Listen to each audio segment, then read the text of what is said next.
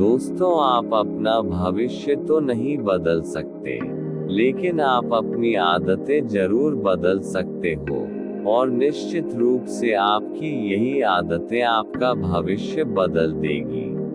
सपने वो नहीं होते जो हम नींद में देखते हैं, बल्कि सपने वो होते हैं जो हमें नींद नहीं आने देते। जब हम सोते हैं तो हमारा शरीर मृत शरीर के समान होता है, और जब हम उठते हैं तो हमारा एक नया जन्म होता है, और इस नए जन्म के साथ ही हमें अपने जीवन की शुरुआत करना चाहिए। अपने दिन को, अपने जीवन को एक नई दिशा देनी चाहिए। दिन में पूरे 24 घंटे में सबसे ज्यादा खूबसूरत और सबसे ज्यादा ऊर्जावान और जीवन को सबसे ज्यादा प्रभावित करने वाला समय सुबह का होता है। और इस सुबह के समय में जिन आदतों को आप अपने जीवन में अपनाओगे, वास्तव में वो आदतें आपके पूरे दिन को नहीं बल्कि आपके पूरी जिंदगी को भी प्रभावित करेगी, और आपके लक्ष्यों पर सकारात्मक प्रभाव डाल सकती है। आपकी सफलता और असफलता में सुबह की आदतों का महत्वपूर्ण योगदान होता है। आज मैं आपको सुबह की ऐसी आदतों के बारे में बताऊंगा जिसे अगर आपने अपने जीवन में अपना लिया तो आप अपने आज को और अपने आने वाले हर पल को, अपने जीवन को बदल सकते हो। 1. हमें जल्दी यानी सूर्य की किरणों के साथ ही उठ जाना चाहिए जब सूर्य की किरणें निकलती है। एक बार की बात है, महात्मा गौतम बुद्ध अपने सभी शिष्यों को आश्रम में उपदेश दे रहे थे। उसियों को जीवन में अपनाए जाने वाली सुबह की आदतों के बारे में बता रहे थे। वह उनको बता रहे थे कि इस प्रकार की आदत अपनाकर हम अपने हर दिन को और अपने पूरे जीवन को बेहतर बना सकते हैं। फिर महात्मा बुद्ध अपने शिष्यों से कहते हैं कि हमें जल्दी यानी सूर्य की किरणों के साथ ही उठ जाना चाहिए। जब सूर्य की किरणें निकलती है तो पूरी प्रकृति को ऊर्जा प्रदान करती है, और हमें भी ऊर्जा का आनंद उठाना चाहिए। जो व्यक्ति देर से उठता है और सूर्य की ऊर्जा को ग्रहण नहीं कर सकता और पूरे दिन नीरस रहता है, उसका पूरा दिन अलग से भरा रहता है। फिर महात्मा गौतम बुद्ध पहली आदत बताते हुए शिष्यों से कहते हैं, और अपने जीवन में वो सब कुछ आप हासिल कर सकते हो जो आप हासिल करना चाहते हो। तो आइए जानते हैं सफल लोगों की आदतें। 2. हमें सुबह उठते ही सबसे पहले सभी को आभार प्रकट करना चाहिए। चाहे हमारा कल कैसा भी हो, कैसा भी बीता हो, लेकिन हमें आज की शुरुआत सकारात्मक बातों के साथ ही करनी चाहिए। हमें सुबह उठते ही सबसे पहले सभी को आभार प्रकट करना चाहिए। हमें उन लोगों का धन्यवाद करना चाहिए जिन लोगों ने हमारे बुरे समय में मदद की है। हमें उस परमपिता परमेश्वर को धन्यवाद देना चाहिए जिन्होंने हमें ये स्वस्थ शरीर प्रदान किया है। हमारे अंदर किसी भी प्रकार की कोई कमी नहीं है। हम स्वयं चल सकते हैं, बोल सकते हैं, सुन सकते हैं, इस प्रकृति की सुंदरता को देख सकते हैं। चिड़िया के चहचहाना के आवाज को सुन सकते हैं, नदियों के बहने की आवाजों को सुन सकते हैं, क्योंकि बहुत से लोगों ने तो ये देखा भी नहीं होगा क्योंकि उनके आँख नहीं है। कुछ लोगों ने इसे सुना भी नहीं होगा क्योंकि उनके कान नहीं है। बहुत से लोग तो चल भी नहीं पाते हैं क्योंकि उनके पैर नहीं है। हमें परमात्मा का आभार प्रकट करना चाहिए कि उन्होंने हमें इस काबिल बनाया है कि हम अपना काम स्वयं कर सकते हैं, किसी और पर हमें निर्भर नहीं रहना पड़ता। जबकि बहुत से लोगों को चलने के लिए भी दूसरों का सहारा लेना पड़ता है और दूसरों के ऊपर निर्भर रहते हैं। हमें इस प्रकृति को, अपने आसपास की चीजों का धन्यवाद करना चाहिए। जिन्होंने हमारे जिंदगी को इतना सुंदर बनाया है। ये रंग बिरंगे फूल जो हमें खुशबू प्रदान करते हैं, वह नदी जो हमें पीने का पानी उपलब्ध कराती है, ये पेड़ पौधे, ये शुद्ध हवा या फल हमें इस प्रकृति से प्राप्त होते हैं। हमें इन सब का आभार प्रकट करना चाहिए, इनको धन्यवाद देना चाहिए। इन सब ने मिलकर हमारे जीवन को बेहद ही खूबसूरत बनाया है। 3. हमें ध्यान करना चाहिए। हमारे मन के भीतर कई तरह के विचार चलते रहते हैं। विचारों का एक कोलाहल मचा रहता है। हम नहीं चाहते फिर भी हमारे मन में कोई ना कोई विचार आ ही जाता है, और इन विचारों के कारण ही हम तनाव महसूस करते हैं। हमें इन विचारों को शांत करना होगा, और हम इन विचारों को ध्यान के माध्यम से ही रोक सकते हैं।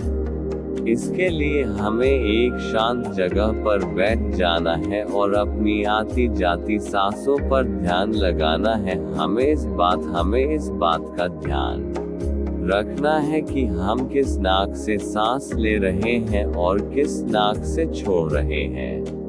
शरीर के कौन कौन से अंग अंगूर से उससे हमारी सांसें टकरा रही हैं। जब हम अपना ध्यान हमारी पूरी सांसों पर लगाएंगे तो हमारा मन एक जगह पर केंद्रित हो जाएगा और भटकना बंद कर देगा।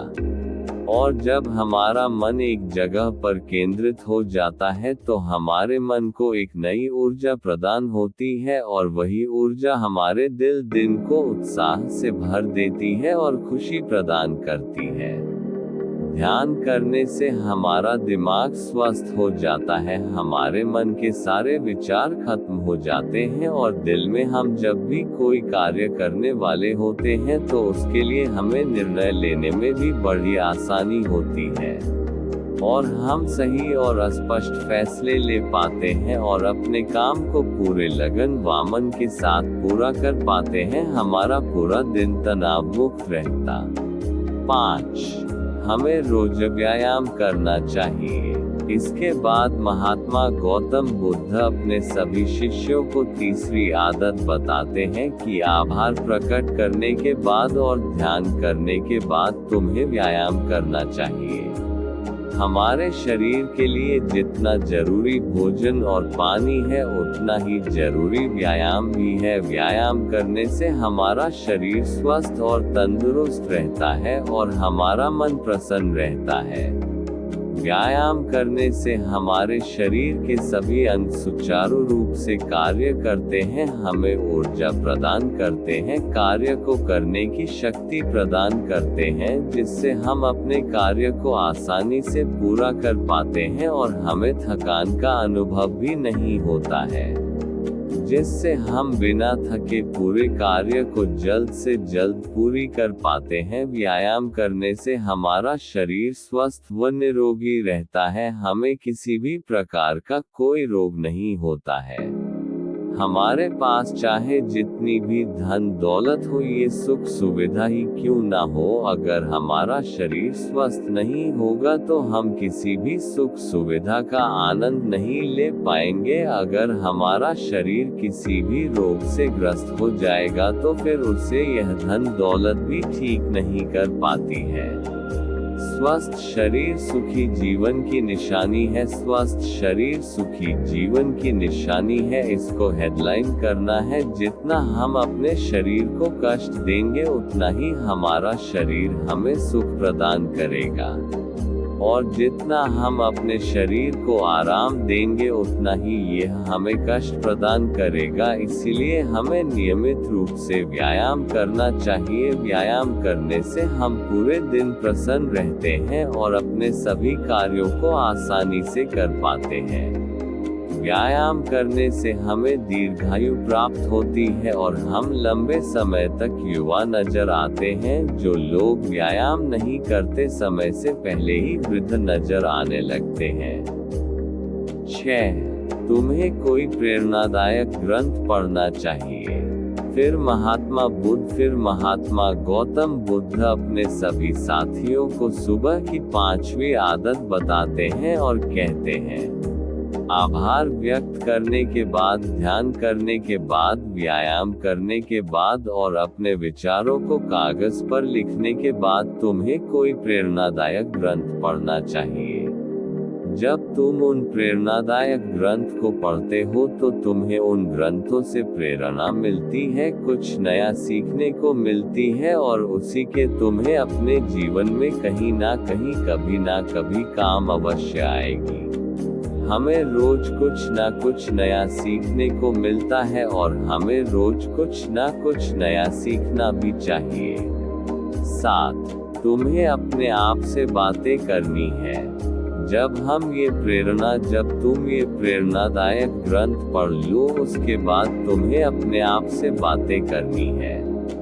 दूसरों से तो हम हमेशा बातें करते हैं, लेकिन कभी अपने से बात करने का मौका ही नहीं मिलता, इसीलिए हमें अपने आप से बातें करने चाहिए, क्योंकि आपको आपसे बेहतर कोई नहीं समझ सकता।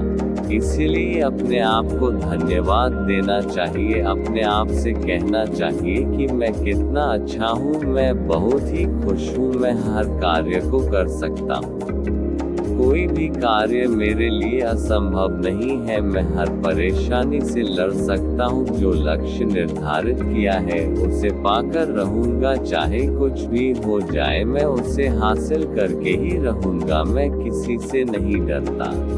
निष्कर्ष, कंक्लूजन। दोस्तों, हमारे जीवन की यह छोटी छोटी आदतें हमारे जीवन को एक नई दिशा प्रदान करेगी। जब आप इन आदतों के साथ अपने दिन की शुरुआत करोगे तो फिर आपका हर दिन बेहतर रहेगा और आप हर दिन पूरे दिन प्रसन्न और खुश रहोगे। दोस्तों, ये छोटी छोटी दिखने वाली 5 आदतें हमारे जीवन पर सकारात्मक प्रभाव डालती है। आदतों को अपनाकर हम अपने हर दिन को सुखमय बना सकते हैं और अपने लक्ष्य को प्राप्त कर सकते हैं। धन्यवाद।